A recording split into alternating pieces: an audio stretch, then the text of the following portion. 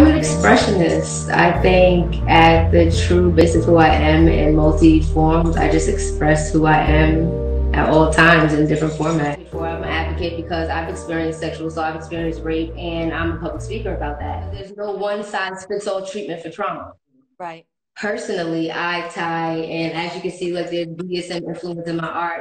BDSM and sexuality is a major part of that as well, because sexuality is a personal practice of liberation, and that expression of itself is very artistic. And that's everything that I feel like my work is about, which is bringing you back to your own intrapersonal scope of yourself and how you experience sensation. Regardless of the trauma that you experience, it detaches you from your sense of normalcy. BDSM personally helped me heal because I learned that through the experience of it, you can really experience like an emotional vulnerability while you're going through it.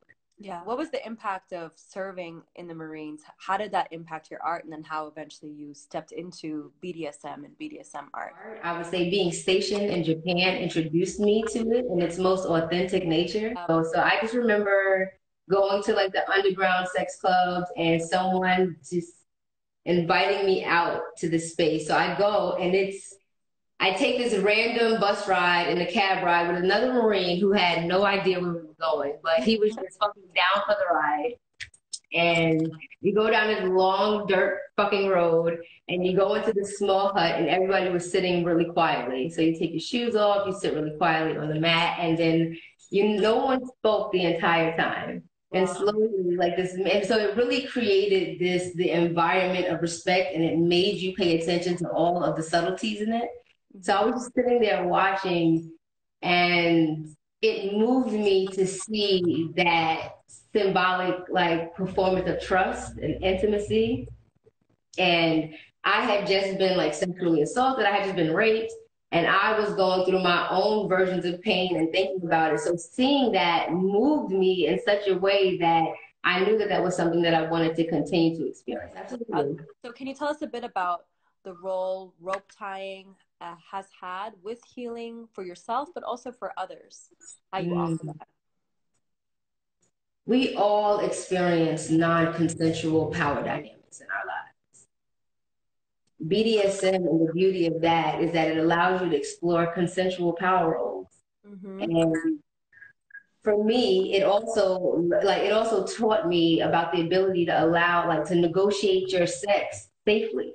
Rope and bondage and restraint, it allows you to feel new sensation and it heightens others. It allows you to highlight your own limitations. It forces you to determine what your boundaries are.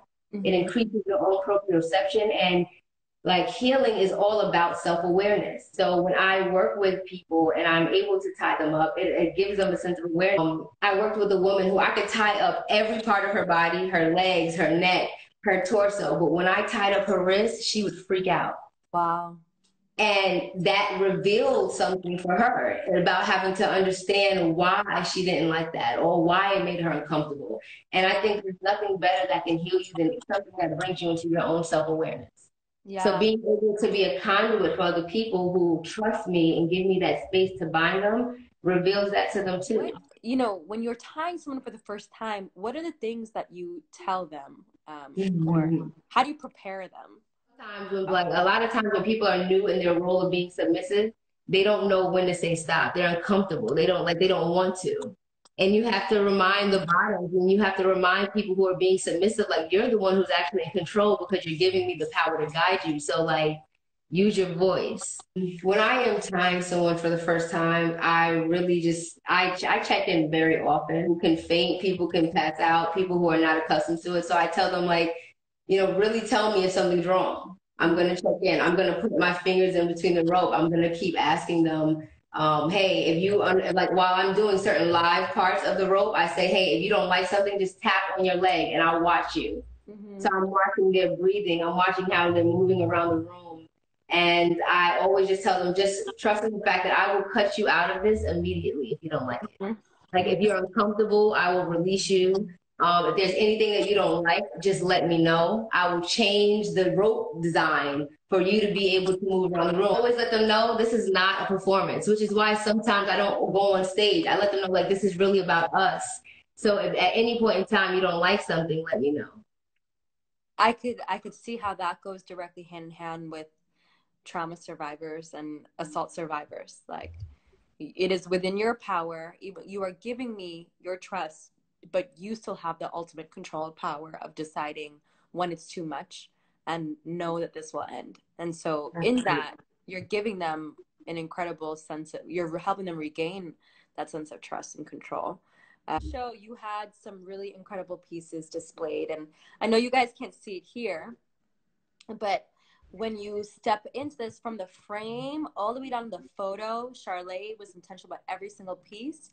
But what you don't get to see here is a little metal stud that she placed in the earlobe of the model, which I think brings us back to how well you tie all the senses into your work.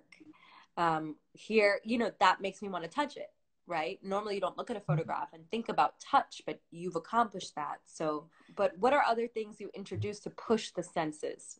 So electricity is one.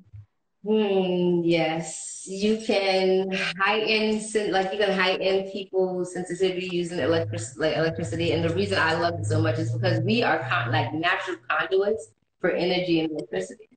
So I feel like incorporating it and already how I feel about the rope only adds to it. It adds to, for me, it adds to the sensuality of it. It adds to the awareness of it. So I really enjoy sensory deprivation and using sensory deprivation as a use of play, because sensual bondage is another form of play too that I like.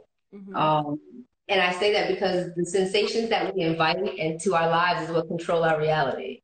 So how we choose to play with that on our own scale is really exciting to me. Earplugs, blindfolds. It's for like earplugs especially is such a simple, it's like a simple tool to use with sensory deprivation. But it's important because BDSM and art, again, those are two things that I feel like allows you to explore the variety of sensations that we feel. But I love to play with like not speaking for, not, like not speaking, not being able to like, or doing full talking in or direction for a role, or not doing something, or not being able to smell for a while, or not being able to feel a certain touch. Like all of these things heighten other senses, and I feel like that only brings us back to our sense of awareness. And that's so I encourage people like to play with yourself, to play and find the things that you like. Sometimes you won't know until you explore in an environment where you feel comfortable doing it. So just start with someone that you trust. And that's the beginning role, and that's it.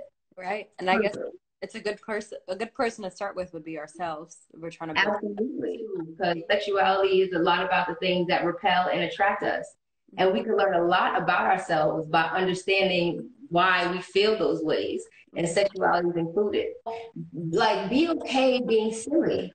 I think sometimes the pressure of appearing a certain way and looking a certain way makes people so like self-conscious. And the thing is, like, I laugh a lot during sex. Like, I'm a naturally like silly person, and I think it's all right to be comfortable in that silliness, because like that's the enjoyable part about trusting someone and knowing that you can just, bust it wide open. I don't share a lot of work online because I've personally dealt with people stealing my work.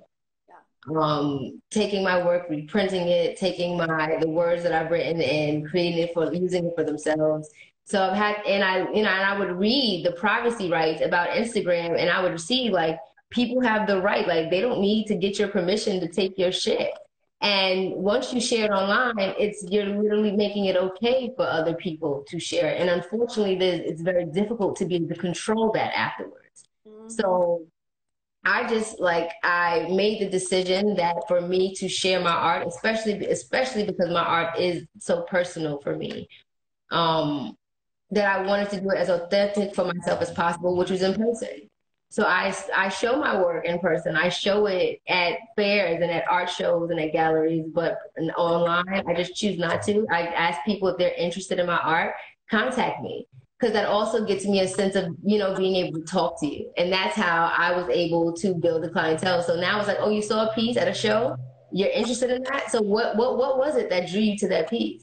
What was interesting about it? What was it that, you liked? What didn't you like? And I think opening up the door for those conversations is what allowed me to have clientele who continues to come back. Because I had a client once who saw my piece once, and she looked at my piece and was like, ugh, like, I don't like that. And I was like, well, why don't you like a picture of a woman's ass on the wall? I was like, don't you understand that that's a reflection of your body that you don't like? Mm-hmm. And she looked at me and I was like, well, what don't you like? And she was like, oh, well, because God said. I said, well, why would you want to believe in a God that teaches you to not like the body that you're in? Mm-hmm. And she ended up buying the fucking piece. You know what I mean? So I think it's a beauty in being able to have this conversation. You're a mom, you know, you have kids. Yeah.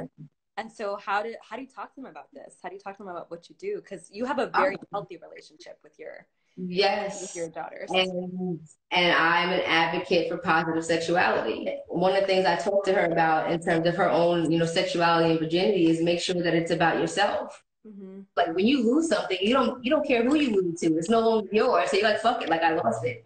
But if you look at your sexuality as a sense of something to gain, then you won't just want to intermingle with anyone if you're realizing that you're not really getting anything from it.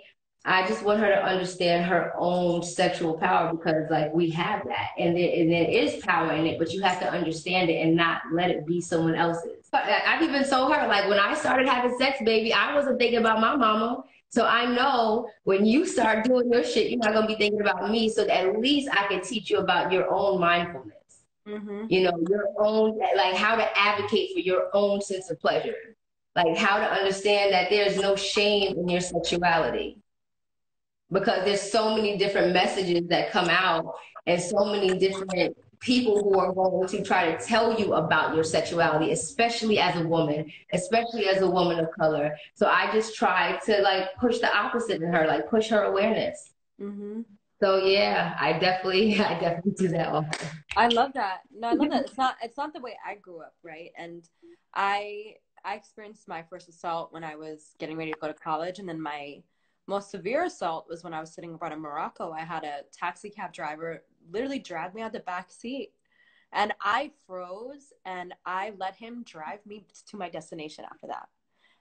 I didn't know what to, and since then, when I got back to the States, like my fight reflex was on 100. I had to really step back and think about how I could regain control of myself, which is part of why I think I am so pulled towards BDSM and rope tying, because it's something that would just feel totally mine. Well, first, I really have to tell you that I am aware that of the story that you just shared with me. And I always notice how when people like say something uncomfortable, they jump right to the next topic. Yeah, I think you're the right person for me in that, which is part of why I think we have come into each other's lives.